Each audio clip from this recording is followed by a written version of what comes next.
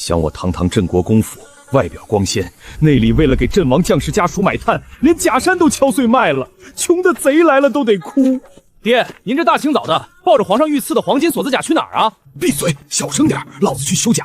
这甲有些年头了，掉漆。爹，您别骗俺了。上个月您说去修那把御赐的宝弓，结果修到了城西的赵记当铺里，换了500担陈米。上个月您说去给白玉扳指抛光，结果换了300件冬衣。俺这把刀但也是金刚打的，要不您一并拿去当了吧，好歹能多换2口猪，给伤残营的兄弟们熬点肉汤。哎，户部那个姓钱的狗王八，借口国库空虚，克扣了咱们楚家军整半年的军饷，老兵们的抚恤金更是拖了1年又1年。爹就算是把这条命当了，也不能只写跟爹流血掉肉的兄弟们在冬天里活活冻死饿死。爹，当假是解决不了问题的。穿越到大宁朝满1个月了，想我堂堂华尔街界顶级金融巨鳄，天天看着这帮武夫要饭。渊儿，你怎么起了？是不是刚才大山说话声太大，吵着你睡觉了？你身子骨弱，多睡会儿，家里天塌下来有爹顶着呢。二弟，对不住啊，俺下次说话小点声。爹，我都听见了，这破甲就算死了，撑死也就换3两千两银子。咱们手底下等米下有兵的有上万人，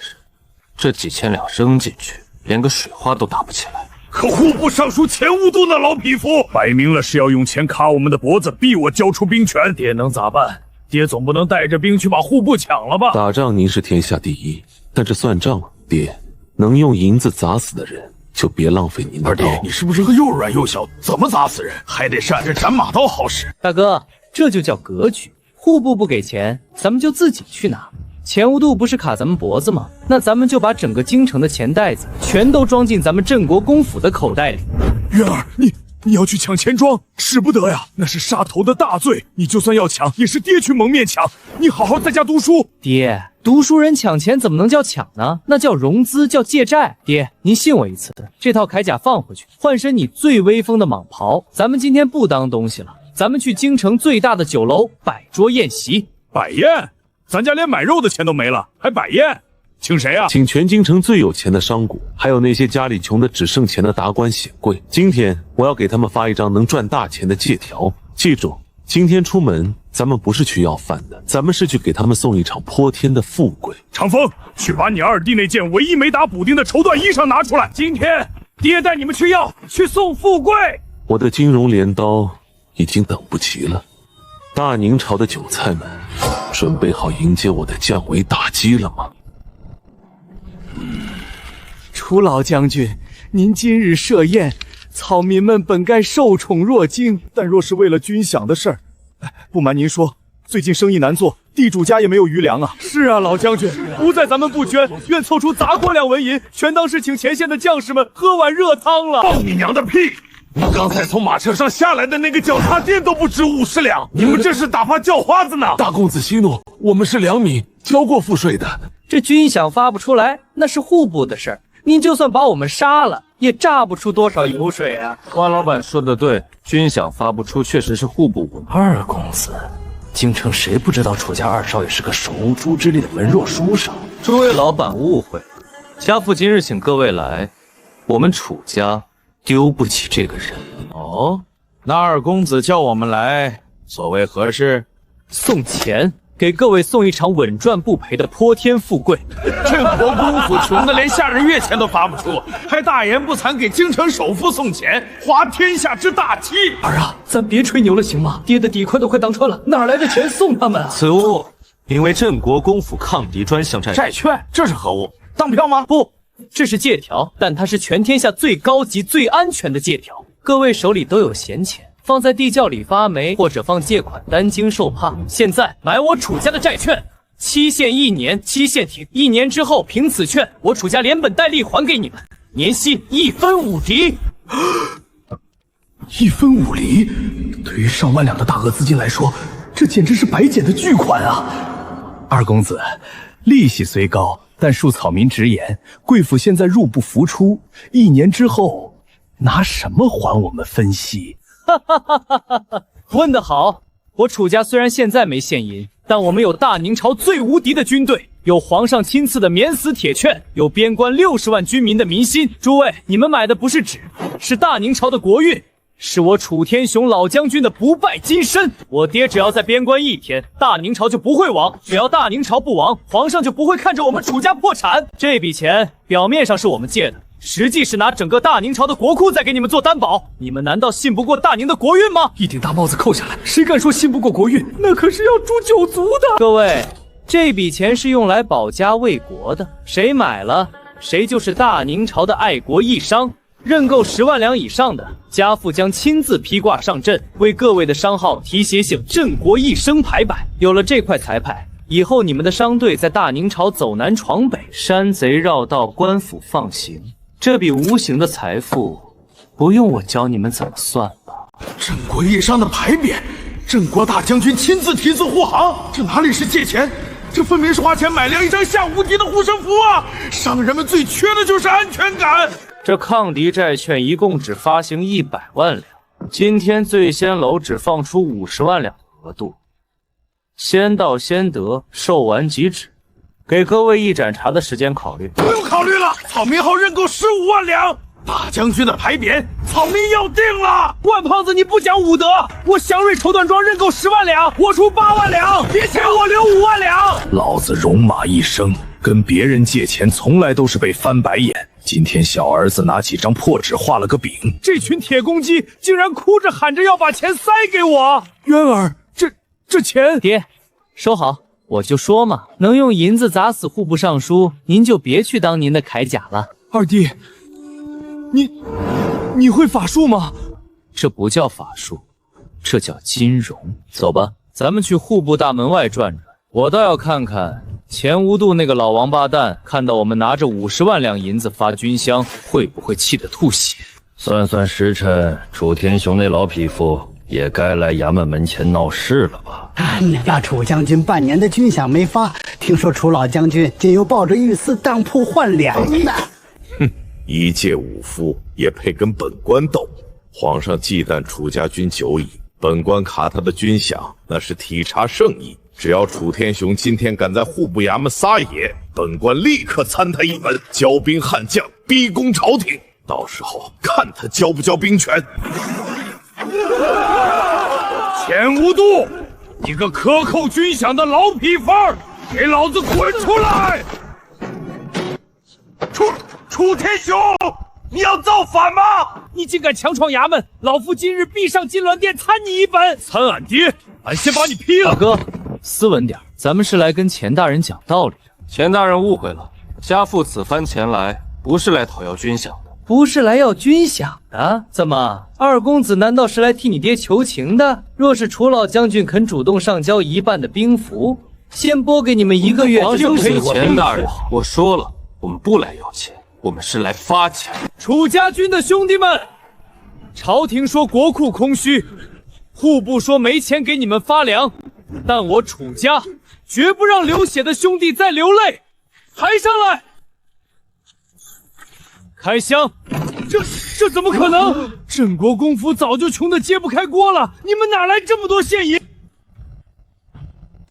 仓反老兵听令，即日楚家军退下来的老兵，拖欠的抚恤金全额发放。另外，因为户部拖延，让兄弟们受了委屈，我楚家自己掏腰包，给大家补偿1分利的进纳战。我爹说了，只要楚家还有一口气在，就绝不会饿着自家兄弟。大将军，比我的斩马刀还要锋利100倍！反了！楚天雄，你是收买军心，你这是图谋不轨，你哪来这么多钱？你必定是贪赃枉法，中饱私囊，本官这就去告御状。告御状？钱大人，麻烦您多点说，这钱干干净净，每一分都有出处，看清楚了。这是我楚家在民间发行的抗敌专项债券，京城8大商贾心系边关，自愿借款50万两给我楚家发放军饷。大宁律哪一条规定老百姓不能把钱借给将军？哪一条规定将军不能自己掏腰包给士兵发钱？我帮你们户部解决了可能哗变的军心，你不跪着谢我，还敢说我图谋不轨？债券借钱发军饷，我玩弄钱权一辈子，从来只听说过朝廷收税，这世上居然有将军能直接向商贾发债券，借出50万两，财政权踩在脚底摩擦。钱大人，大宁朝的算盘不是这么打的。你以为卡住军饷，卡中楚家的脖子，在我眼里，连3岁小孩都不如。今天只是个开始，以后这大明朝的钱袋子，我楚渊说了算。好嘞，大哥，发钱，今晚请全军吃肉。二弟，今天真是太痛快了！你没看前无都那个老痞子吐血的样子，比俺砍了北狼国10个将军都爽。大哥，别高兴得太早，我们手里现在握着几十万两现银，但如果京城的粮价突然翻上10倍，这几十万两甚至不够咱们吃半年的。粮价翻10倍，咋可能？北狼国的细作，加上京城那些眼红的奸商，是不会看着我们做大的。不出3日，京城的粮食一定会出大问题。不过没关系，既然他们想玩原始商战，那我就让他们见识一下什么叫真正的杠杆做空。二弟，这京城的商贾是不是疯了？3天前这一个馒头才卖2文钱，今天早上俺去买，那掌柜的居然敢要俺10文，翻了整整5倍。不仅是馒头，刚才后勤营的老陈来报，市面上的糙米从1斗100丸直接暴涨到了500丸，而且那些粮铺还限量，每人每天只能买1斤。咱们好不容易筹来的50万两银子还没捂热乎，现在连1半的购买力都没了。老兵们拿到手的银子根本买不到足够的口粮，这可如何是好啊！爹，您先别急，喝口茶。这不是天灾，是人祸。50万两现银突然流入底层军民手中，市场上的货币瞬间充裕，这叫通货膨胀。而那些掌控着粮草命脉的奸商，自然会趁火打劫，囤积居奇。他们囤粮，就是为了把咱们发下去的军饷，再兵不血刃地吸回他们自己的口袋里。这帮发国难财的畜生，老子这就带兵去封了他们的粮铺，把粮食全抄出来分给百姓。爹，您若是带兵抄家，那就正中了他们的下怀。户部尚书钱无度虽然吐血卧床，但他的党羽还在。您一旦动用武力，文官集团马上就会在金銮殿上告你一个纵兵劫掠、意图谋反的死罪。到时候，楚家军就真的万劫不复了。这也不行，那也不行，那咱们就在这干看着他们吸血，俺的刀都快生锈了。大哥，赚钱的最高境界不是抢，是让他们主动把钱送过来，然后求着我们收下。他们既然想玩囤积居奇的商战，那我就给他们降维打击，让他们见识一下什么叫做真正的金融做空。钱老板这招釜底抽薪干得漂亮。楚家虽然弄到了50万两银子，但只要咱们联手把京城的粮价炒上天，他们手里的银子就是一堆废铁。等到楚家军饿着肚子哗变，镇国公府不攻自破，我北狼国的大军就能长驱直入。乌替使过奖了，我叔父虽然病倒了，但这户部的储调度还在咱们手里，咱们早就把京城周边的粮食全囤进了地窖，现在市面上根本没粮，只要咱们继续捂着不卖，粮价别说500文，就是涨到1000文1斗，那些泥腿子也得砸锅卖铁来买。东家，不好了，不对，是出大事了！慌什么？天塌下来有钱大人抵着。不是啊，东家，是那个镇国公府的二公子楚渊，他在东市的十字街头摆了个台子，叫什么大宁商品交易所，他正在大肆售卖一种叫青苗器的东西。青苗器？那是何物？就是粮食凭证。楚渊出话来说，1个月后，楚家将有10万担粮食运抵京城，在提前这批粮食的局会定在800文1斗。楚家那小子是不是脑子进水了？现在的市价才500文，他竟然按800文的预售价卖，谁会去买他的破纸？不，钱老板，你仔细想想，现在的粮价每天都在涨，按这个趋势，1个月后，粮价绝对能突破1500文，甚至2000文1斗。楚渊现在按800文卖7两，那些眼红的散商，如果买了他的器具，1个月后，不管是自己吃，还是倒手卖给咱们，都能大赚一笔。对啊，这小子是看着咱们囤粮赚钱眼红，想空手套白狼，提前把资金拢到自己手里。但他哪来的10万担粮食？京城周边的粮道全被咱们封死了，江南的粮食走水路运过来，至少要2个月。他1个月后拿什么交割？他交不出粮，天赐良机啊！既然他敢卖，咱们就敢买。不仅咱们买，咱们还要借款买，把市面上所有的青苗器全都扫光。1个月后，我要拿着器具去镇国公府门口逼债，我要让楚天雄那老匹夫跪在地上求我！二弟，你疯了！咱们家里连1粒多余的米都没有，你哪来10万担粮食卖给他们？你这卖空我要砍脑袋的！大哥，这在金融原始里有个专业的名词，就叫做空。我确实没有1粒粮食，但我知道有人正在拼命帮我们拉高粮价。做空的核心就是高价卖出，低价买回。他们以为1个月后粮价会涨到2000文，所以疯狂抢购我800文的契约。但如果半个月后粮价暴跌到100文1斗呢？暴跌？怎么跌？他们手里囤着粮不卖呀！他们不卖，我卖。大哥，你以为我前几天用债券筹来的那50万两银子，真的全发给老兵了吗？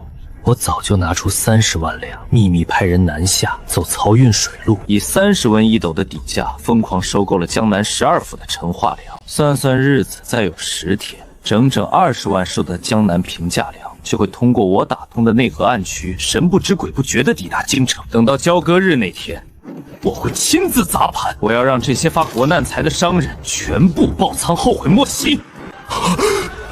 二弟，你这心比俺的斩马还刀黑啊！狂欢吧，韭菜们！距离交割日爆矿还有10天。管家刚报，元儿这逆子竟然在东市卖出了整整10万担粮食的青苗期。今天就是交割期，连老鼠进去都得含泪出来，哪来的10万担粮？逆子，你这个要把天捅破的逆子啊！爹，您手里拿根麻绳干啥？想给院子里的老槐树绑个秋千？绑秋千，老子是要把你绑了，亲自负荆请罪去面见皇上。你知不知道外面现在是什么阵仗？全京城的粮商、钱庄掌柜，还有那些放借款的破皮，把咱们东市的交易所围得水泄不通。那帮人手里拿着你的器具，说今天要是交不出10万担粮食，就要拿咱们镇国公府的御赐牌匾抵债。诈骗10万吨军粮的沭阳，按大宁律是要诛族的。爹，要不俺先去把东市那条街给屠了吧？只要债主都嘎了，二弟就不用还粮了。你给老子闭嘴！嫌死的不够快是服了他们，咱们楚家就成大宁朝的千古罪人了。爹，大哥，把绳子放下，把刀也收起来，时辰差不多了，走吧。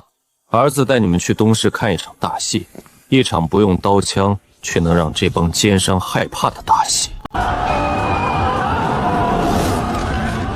各位同僚，各位掌柜，今天就是镇国公府交粮的日子。现在市面上的粮价已经涨到了2000文1斗，而楚家欠我们10万担，他们交不出粮，就得按现在的市价赔咱们现银200万两白银。今天楚家就算是砸锅卖铁，把大将军的裤衩子当了，也得把这笔钱给他们吐出来。楚家人来了，大不了今天抗旨，老子拼死也要护住小儿子的命。二公子，别来无恙啊！时辰已到，10万担粮食呢？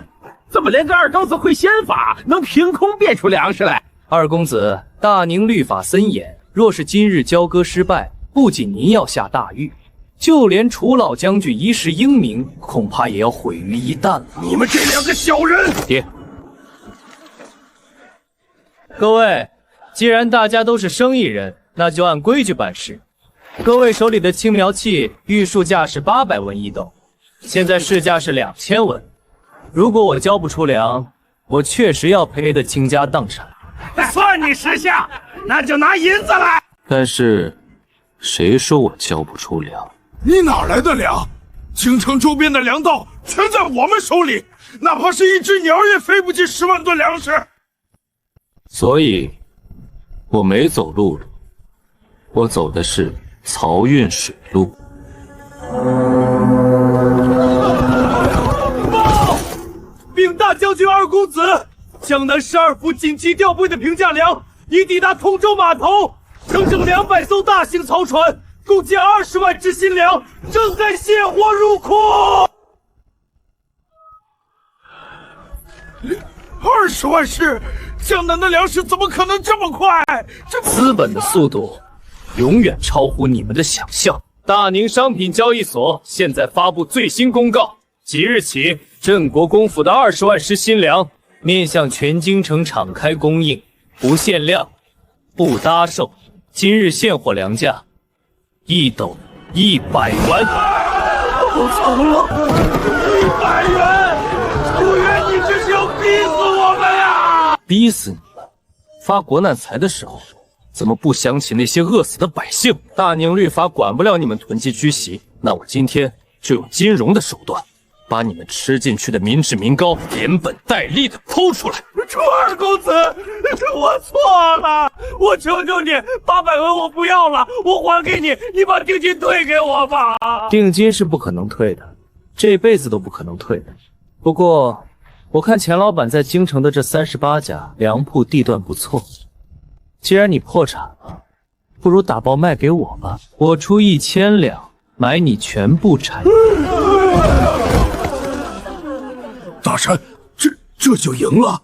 老子的刀还没拔出来呢，他们怎么就全趴下了？爹，二弟说的对，银子虽然软，但砸死人真的一点血都不出。陛下呀，老臣冤枉，老臣心里苦啊！那楚家小儿心狠手辣，巧取豪夺，他利用妖术操控粮价，致使京城商界哀鸿遍野。如今他楚家不仅掌握了军权，还揽尽了天下财富。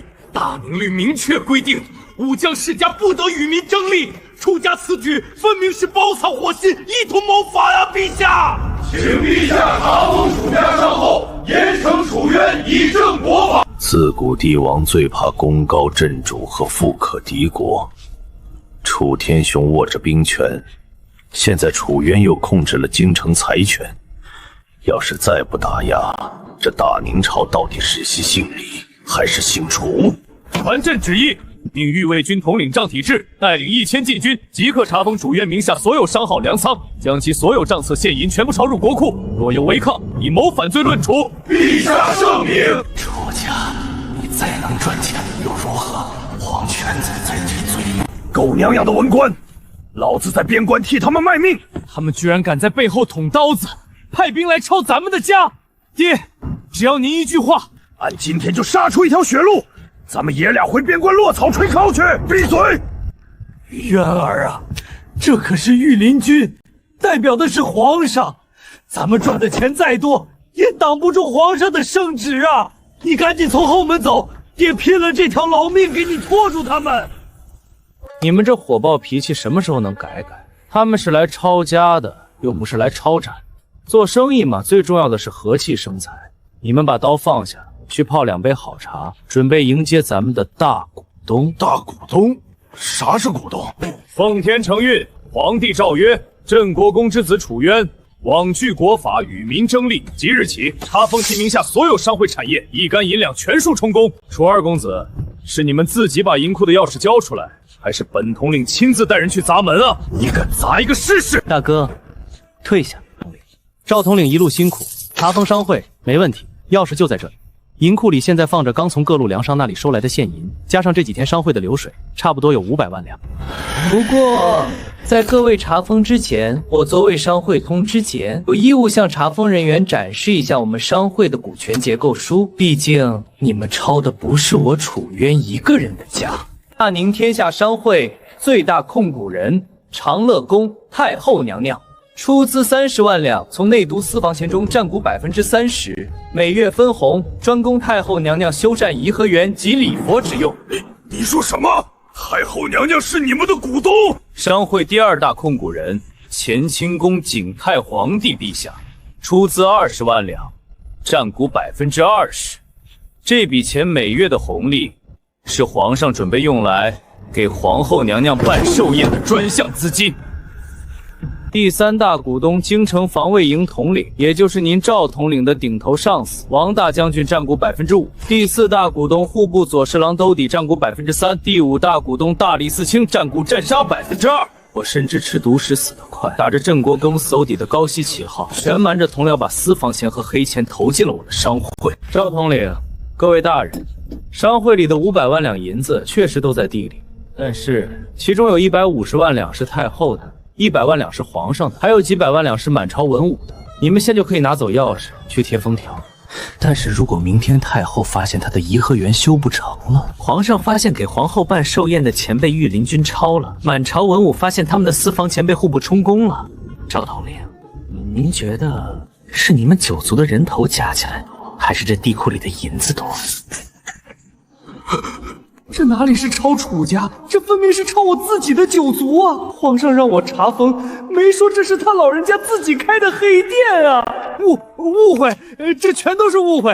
二公子，卑职刚才多喝了2杯猫尿，走错门了。我们其实是去查抄对面那个卖铺子的，祝镇国打扰了，和二公子财源广进。卑职这就滚，快撤！谁他娘敢在这多看一眼，老子砍了他的狗头！二弟，这就完事儿了？他们怎么吓成那样？太后和皇上真的给咱们送钱了？大哥，这在金融界叫做深度利益平绑。一个人有钱那是肥羊，谁都想来养。但如果全天下最有权势的人都把钱放在你这里生利息，谁敢砸财神爷的饭碗，谁就是全天下的公敌。皇帝老儿想抄我的家，他不过是自己抄自己的右口袋，然后放进左口袋罢了。文官集团想制裁我，他们的老婆本都在我手里捏着。元儿，爹服了，以后咱们指挥楚家，爹给你当先锋，你说看谁，爹绝不含糊。爹，哈哈哈，爹您别急，现在咱们京城的脚跟算是彻底站稳了，内患已除，接下来咱们该去陪北狼国的那帮蛮们玩玩了。我要用大明朝的资本买空他们的国库，让他们的铁器变成给我们楚家商会拉货的骡马。长风，天子，北狼国的拓跋可汗疯了，集结了60万铁骑，分3路大军压境。朝廷那帮文官天天只知道吵架，国库里连运粮的抽运费都拿不出来。这一仗敌众我寡，9死1生。爹，您别说了，咱们楚国军没有怕死的孬种，俺冲在最前面，一个人换他100个北狼蛮子，死也给您开刀。好儿子，你二弟是个文弱书生，不懂打仗，咱们去兵部立下军令状，流尽最后一血，绝不让北狼铁蹄踏入山海关半步。爹，大哥，你们俩这是唱哪一出？戏台上唱《霸王别姬》都没你们投入，打个仗而已，至于生离死别吗？渊儿，那是60万装备精良的北狼铁骑，满打满算15万人，1打4，朝廷还不给粮，这仗拿命去填啊！是啊，二弟，都指挥使高手保护你，你都去找收如归了，楚家就这样就靠你传宗接代了。看着视死如归的父兄，仿佛在看智商瓦砾。爹，谁告诉您打仗就一定要流血死人？60万大军很可怕吗？他们不过是吞金兽，每天张嘴吃饭要花军饷，要消耗物资，既没钱又不费命，不如把这60万大军买下来。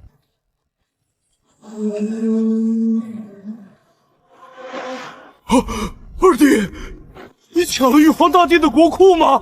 自从天下商会垄断粮盐，又吸纳民间资本，现在1半流动白银都在咱们这儿。爹，北狼国货币是粗糙铜钱和狼印交子，对，他们大肆推行纸币，搜刮民脂民膏。那个拓跋金是在给我递刀子。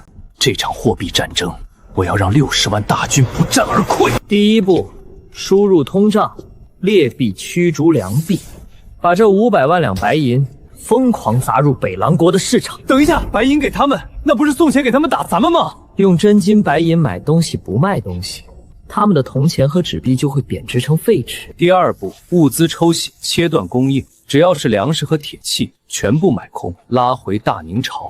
咱们用银子把他们的饭碗和刀枪全搬空，不仅要搬空，还要让他们陷入全国性的挤兑和暴乱。士兵拿着纸币买不到1粒米，他们还会去为你卖命冲锋吗？爹，您现在还要去兵部立军令状吗？立个屁！儿啊，从今天起，铁子兵全给你当运钞车。二弟，谁不卖给俺，俺就用银元宝砸死他！启动北极星计划，1个月内让他们的国库连老鼠进去都得哭着出来。妙啊，简直是旷世奇谋！大明朝的那些蠢猪文官只知道从地里刨食收铜钱，他们哪里懂得这狼印胶刀子奥妙？只要本王手里有印钞的刻板，这只要多少有多少。用这些废纸去发军饷，去民间强行收购牛羊，我北狼国的大军就永远不愁军费。夏大人，不好了，天塌了，市面上的物价疯了，慌慌张张成何体统？物价了多少？本王不是下过死命令，一头羊只能卖2000交子吗？哪个不开眼的商人敢涨价？直接拖出去砍了！砍不得啊，大人！卖东西的都是咱们各大部落的首领和贵族。今天早上，黑治里一头羊的价格已经涨到了10万交子，而且根本没人肯卖。到了中午，哪怕是一个最劣质的黑面馍馍，都要卖1万交子了。什么？10万交子一头羊？疯了吗？昨天不是才2000吗？怎么可能一夜之间涨了50倍？因为大宁朝的商人来了。昨夜子时边几个护士关卡，突然有路人的上千支大宁朝的商队，他们又带的全是白银，堆积如山的现银呢。那些大宁商人就像疯了一样，见东西就买。咱们部落的贵族和牧民一辈子都没见过那么多成色十足的雪花白银。他们看到真金白银，谁还肯收咱们朝廷发的狼印胶点？现在市面上只认大宁朝的白银，咱们的纸币连擦屁股都嫌硬啊！大人，大宁朝的白银，这怎么可能？大宁朝的户早就亏空了，哪来的钱支持商人来北狼国大肆扫货？不对，这是好事儿。大宁朝的商人是在给咱们送人，他们用白银买咱们的东西，那咱们国内就有了硬通货。传本王的命令，立刻派出执法队，没收民间所有的大宁白银，统一冲入国库，用这些白银去给大军购买粮草和军械。大人，买不到了！什么叫买不到了？大宁朝的商人不买奢侈品，不买珠宝，他们只买2样东西：粮食和铁器。他们开出的白银价格比市价高出10倍。牧民们为了换白银，把过冬的口粮全卖了。铁匠铺的老板为了银子，把打造兵器的生铁全卖了。甚至什么？快说！甚至有些驻守在后方的守备军，为了换白银，去黑市买哪怕一口吃的，偷偷把武库里的兵器，甚至战马的马蹄皮都给拆下来卖给大宁商人了。大人，咱们国内现在除了白银，1寸生铁都没有了。大宁的商队买完之后，连夜用快马把物资全运回南方了。咱们在手里捧着白银，却连一口吃的都买不到啊！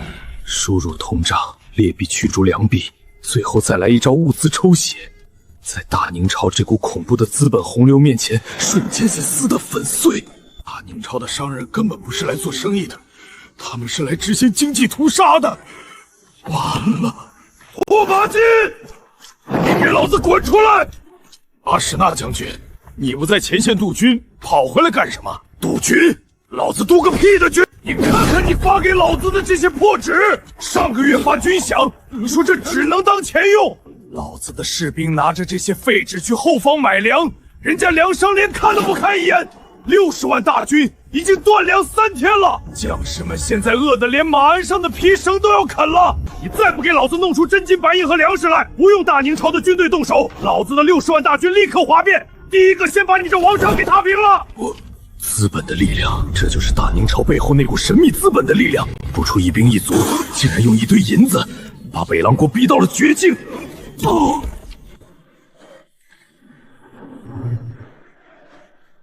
二弟，这就是你花了几百万两白银从北狼国买回来的东西？就这破烂玩意儿，白给俺都不要，咱们是不是亏大发了？大哥，账不是这么算的。这铁国虽然破，但北狼国没了它，60万大军就得生吃马肉。这弯刀虽然卷刃，但北狼国没了它，蛮子们就只能拿着木棍冲锋。爹，大哥，金融战最核心的逻辑，不是看你买回来的东西值多少钱，而是看你买走这些东西后，敌人还有没有命活下去。我用几百万两白银的代价，解除了北狼国至少30万大军的武装，并且切断了他们全国的粮草供应。大哥，你猜猜，等再过5天，北狼国的士兵饿得发狂的时候，如果我们城墙上架起大锅，煮满红烧肉，然后告诉他们拿一匹战马来换一个白面馒头，你猜他们是会攻城，还是会排着队来给我们送战马？一匹价值100两银子的战马，换一个2文钱的馒头，他们哪里是在打仗，分明是在把北狼国当成猪仔一样，疯狂按在战马上放血啊！以后宁可得罪阎王爷，也绝对不能得罪二弟。我们这血简直比炭还黑。月儿，那咱们现在就干等着他们饿死？不，北狼国已经是一具死尸了，不用管他们。我现在更关心的是咱们在京城的那位皇帝陛下，还有那些刚刚入股的文武百官。我们在边关大发横财，这种事瞒不住。皇帝老儿看到咱们以战养战，富可敌国，一定会寝食难安。接下来才是真正考验咱们楚家政治智慧的时候。大宁资本的内卷可比跟蛮子打仗复杂多了，天下棋局皆由我来落子。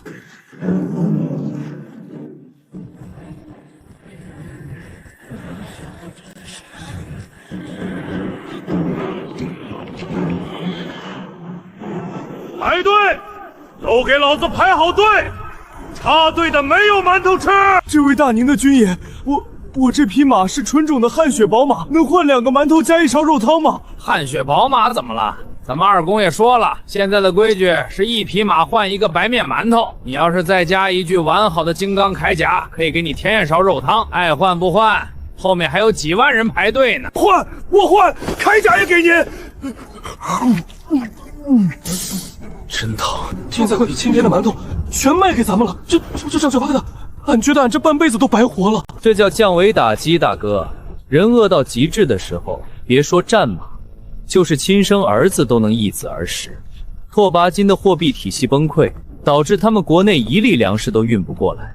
他们现在手里攥着几百万的狼印骄走，还不如用来擦屁股。短短3天，北狼大军断粮哗变，主帅被杀。剩下的溃兵在我1个馒头换1匹马的诱惑下，彻底变成了大明朝最温顺的战马供应商。渊儿啊，30万匹战马呀！大明朝开国以来所有的牧场30万铁骑，天下无敌呀！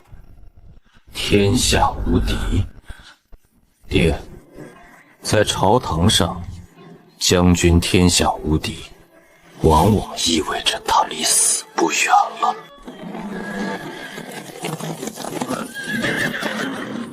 是京城来的钦差。奉天承运皇帝诏曰：镇国公楚天雄镇守边关，不费一兵一卒，瓦解北狼60万大军，绝不胜负。然边关缴获之战马军械，皆为国之重器。正闻楚家私开商会，与敌国交易，实属越权。着钦差即刻查封所有缴获物资，统一收归户部调度。楚天雄家诸子经献经受职，钦此。我大捷，咱们花钱买的30万匹充公，还要抓我们进京，典型的鸟尽弓藏。楚老将军，接旨吧。听说楚二公子用大宁的白银换了蛮子30万匹战马，这买卖做的确实精明。不过大宁律规定，凡军中缴获一律归户部所有。这30万匹战马，本官就替国仆笑纳了。来人，去贴封条。慢着，孙大人，您刚才说这些战马是军中缴获，难道不是吗？难道楚二公子要抗旨不遵？当然不是，大宁律确实规定军中缴获归国库，但是这30万匹战马不是镇中军打仗缴获的。既然是买卖，那就是商业行为，属于商会资产，跟军中缴获有什么关系？强词夺理！你们楚家就是商会，商会就是楚家，这天下都是皇上的，商会的资产自然也是皇上的。李公公，话可不能乱说。我们天下商会可是有严格的股权结构的。两位大人看清楚了，天下商会的最大控股人是太后娘娘，占股30%；第二大控股人是皇上，占股20%。也就是说，这30万匹战车里有15万匹是太后和皇上的私有财产。孙大人说要把战马全部收归户部国库调度，好啊。可是户部的钱是国库的钱，不是皇上的私房钱。您这是要明抢太后她老人家修颐和园的钱，来填补你们户部的窟窿吗？您这是在拿圣旨抢皇上的私房钱啊，孙大人！如果户部把马强行充公，等于国库没收了皇家的私房钱。太后要是知道我抢到她的分红，能把我活活剥皮，这怎么能算商会的资产？我们是用商会的银子买的馒头，然后用馒头跟北狼国的居民进行了公平合法的易货贸易。这所有的账目每一笔都有契约。30万匹战马，按照现在的市价，价值3000万两白银。太后娘娘的那一份分红价值900万两。孙大人，您是打算写张欠条给太后娘娘，还是打算拿您的酒足来抵这900万？下官不敢，下官万死！二公子，这圣旨上可是明明白白写着要查封的，奴婢要是空着手回去，实在没法向皇上交差呀。皇上毕竟也占了股。放心，我楚元做生意从来不会让股东吃亏。大哥，挑出6万匹最好的战马，系上红绸，作为皇上那20%的分红，交给李公公带回京城。就说是咱们天下商会今年给皇上的年终分红6万匹。至于户部嘛，既然你们户部1分钱没出，就别想空手套白狼，滚回京城告诉钱无度，这剩下的大部分战马我会挂在咱们商会作价卖各大军区。你们户部要是想给其他军队配马，拿银子来买。这他娘的也行！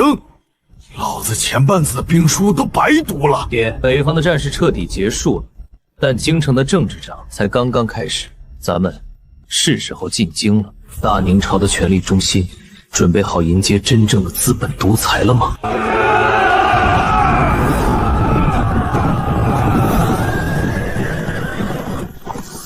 我的老天爷，那拉车的马全是从北狼国缴获的极品战马呀！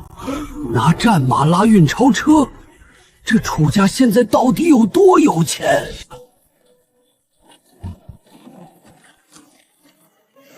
元儿啊，这身行头也太骚包了，爹打了一辈子仗，就没穿过这么沉的甲。这要是在战场上，阳光一照，不成了敌人的活靶子了吗？爹，您现在不在战场上，在京城。京城的战场不用刀枪，用牌面。您要是还穿以前的破烂，那些文官不仅不会敬佩您清廉，反而会觉得咱们楚家好欺负。在这个名利场里，您的铠甲越贵，他们跟咱们说话的语气就越客气。二弟说的对，俺现在觉得以前咱们真是太穷酸了。刚才进城门的时候，那个以前总给咱们翻白眼的守门校尉，笑得跟朵喇叭花似的，还非要给俺牵马。大哥，这叫金钱的魅力。圣旨到，镇国大将军楚天雄、二公子楚渊接旨。这位公公，家父身披重甲，按大宁军规，甲胄在身，不便权礼。还请宣读吧。陛下有旨，楚老将军劳苦功高，特在乾清宫设宴洗尘，并命天下商会主事楚渊携商会账册入宫觐见。钦此。查账，皇上这是终究还是盯上咱们的钱袋子了。臣领旨。二弟，这可咋办？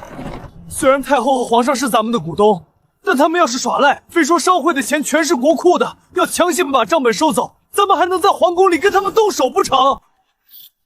世界上最上最复杂的武功是账本，只要我不愿意，就算把账本铺在他们脸上，大宁朝的这些老古董也休想看懂一个字。老臣楚天雄叩见陛下，草民楚渊叩见陛下。楚爱卿平身。楚渊啊，朕听说你在一兵一卒，用白银买空了北狼国，化解了60万大军的危机，此事干得漂亮，朕心甚慰。草民惶恐，这都是仰仗陛下的鸿福趋天，以及天下商会诸位股东的鼎力支持。既然提到了天下商会，朕虽为天子，但也占了商会2成的干股。如今商会在北地大发横财，朕作为股东，想看看咱们商会的账目，了解一下营收，合情合理吧。陛下所言极是。楚二公子，商会吸纳了皇室和百官的巨额资金，这等国之重器，怎能由你一个黄口小儿独揽财政大权？今日户部多位资深算账公事都在殿外候着，只要你交出部账册，户部自然让你把账目里银库，还是由朝廷派专人监管更为妥当。陛下想看账本，草民自然应当奉上。抬上来。钱大人，这就是天下商会自成立以来的所有流水、资产负债以及股东权益变动形系。各位想查哪一笔，请便。装神弄鬼，以为账本多就能糊弄过去？来人，让户部的算手进来，给本官一笔一笔的查。就算查上3天3夜，也要把楚家贪墨的银子给本官查出来。这是何物？怎么了？念啊！大人，这账本属下看不懂啊！这上面没有入和出，全是一些奇怪的方块，左边写着什么在方，右边写着什么贷方，而且上面记录的还有什么流动资产、应付账户、折旧错瞎，这都是哪国的话呀？楚渊，你这是拿天书来糊弄皇上吗？钱大人，这怎么能叫天书呢？这是最严谨的现代商业财务体系，这叫有借必有贷，借贷必相等。你们看不懂，是因为你们户部的算账方式太落后了。天下商会如今的盘子太大，涉及到跨国贸易、期货交割、债券发行，如果还有你们那种记流水账的方法，一笔烂账就能把商会拖垮。我这套账目清晰透明，每一文钱的去向都明明白白，只不过需要一点点专业的金融知识。陛下，草民绝对没有任何隐瞒，账本就在这里，只要户部能查清这笔账，草民立刻交出商会的管理权。但如果他们连账都看不懂，那草民如何敢把涉及皇室私房钱和前线大军命脉的商会交给一群连资产负债率都不懂的外行去管理？陛下，草民深知陛下日理万机，为了让陛下和太后娘娘放心，草民决定推行一项全新的商业制度。草民恳请陛下恩准，允许大宁天下商会在京城进行 IPO 上市。什么 IPO？ 就是允许京城所有余钱的百姓和商人都可以自由买卖我们商会的股份。届时，商会的账目将由我们自己成立的独立审计庭向全体虎众公开。而陛下您手里那20%的股份，如果放进交易市场里，想将其身份重大甚至100倍，就能成为这天下最富有的人。修10个颐和园都不在话下。我这儿子不去当皇帝真是屈才了，这忽悠人的本事简直是神仙下凡丸呐！楚渊，你说的这个上市这准了，但这账目你以后必须派人专门给我们草民遵旨。资本的市场一旦开启，就再也不是皇权一家独大了。